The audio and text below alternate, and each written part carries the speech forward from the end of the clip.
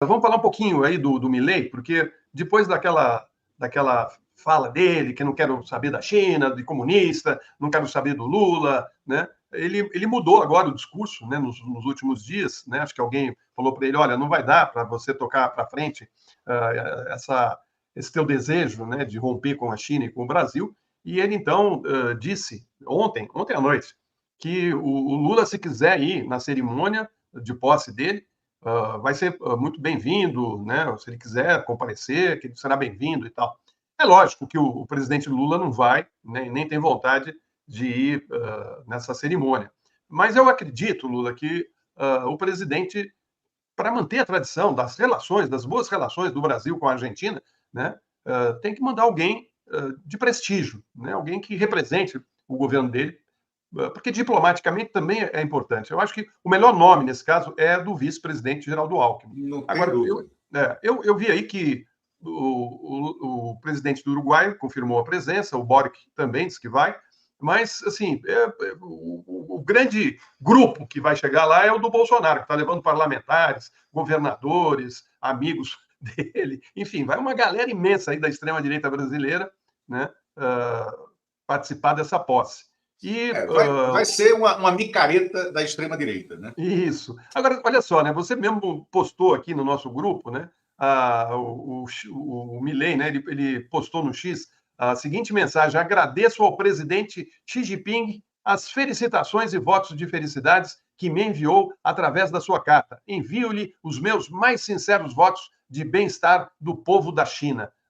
Ou seja, olha só, o discurso dele, né, durante a campanha foi um, agora é outro. Certamente as pesquisas que ele deve ter também estão dizendo, olha, maneira aí, porque o pessoal está preocupado, o mercado está preocupado, né, você está afrontando e a Argentina não está em situação de querer romper com economias que são importantíssimas para o futuro da Argentina, né?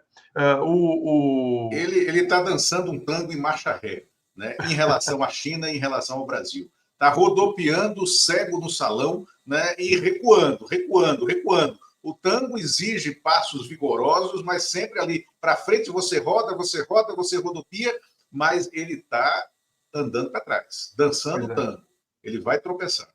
Bom, o Biden telefonou para ele, né, conversou com ele e disse que pretende visitá-lo na Argentina. Também não sei se isso vai acontecer. Agora, quem tem presença garantida é o Donald Trump. Ou seja, falou que não só ligou para ele, como disse que irá na posse. Vamos ver se isso vai se concretizar.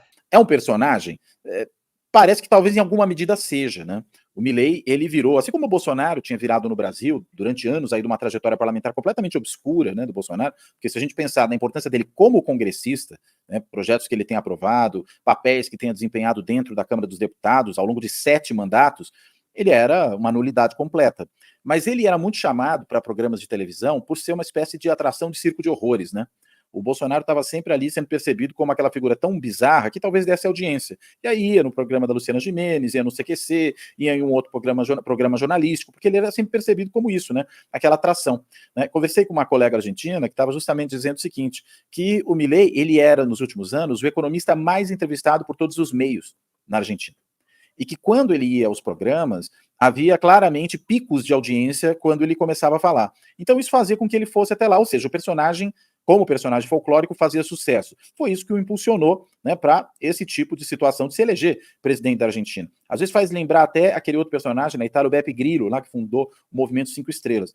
Só que na medida em que a possibilidade de fato virar presidente foi se aproximando, já no segundo turno, por exemplo, ele começou a fazer uma série de concessões, mediações, aquilo que o seu personagem, de certa forma, atacava.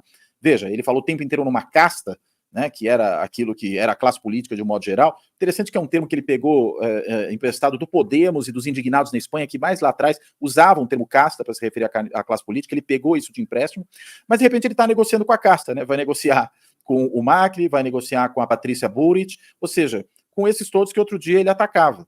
Né, fala que vai romper relações com o Brasil e com a China, depois diz que o presidente brasileiro é bem-vindo, ou seja, percebeu, muito possivelmente, que ao sentar na cadeira, ou a quase sentar na cadeira, vai ter que recuar em relação àquelas afirmações que fazia.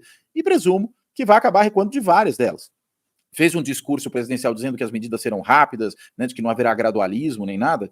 mas algumas dessas medidas talvez sejam impossíveis, pelo simples fato de que ele não tem condições políticas de levá-las adiante, não tem maioria no Congresso, mesmo com o apoio da casta que o apoiou no segundo turno da eleição, inclusive porque as bancadas que tem ali, a bancada, por exemplo, do Juntos pela Mudança, né, que é aquela frente lá que congrega uma série de partidos e organizações, liderada pelo Macri, que teve a Buriti como candidato. Mesmo eles todos, somados ao partido do Milei, não tem maioria na Câmara. E ainda a gente sabe que parcelas dessa frente já romperam com o macrismo e, consequentemente, não vão junto com o Milei, sobretudo setores do tradicional Partido Argentino União Cívica Radical. Então, me parece que tem muito aí de exageros retóricos, que ele, pelo jeito, talvez não seja tão louco assim, ao assumir o cargo, começa a perceber que tem que recuar. Mas vamos aguardar, né?